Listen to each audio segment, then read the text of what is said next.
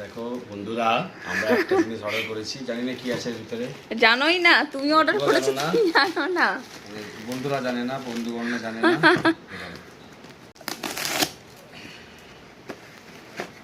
এই দেখো, দেখি তো জিনিসটা কি। জিনিসটা ও